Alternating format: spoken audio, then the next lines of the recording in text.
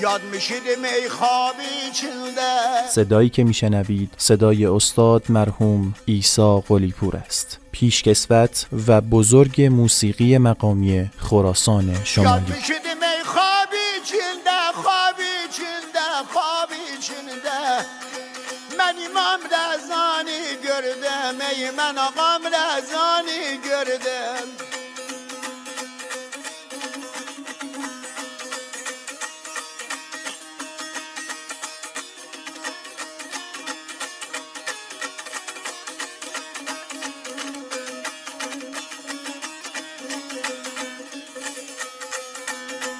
ey bulbul okuyar sen içinde, bulbul okuyar sen içinde. Aman aman aman aman cigi cigi.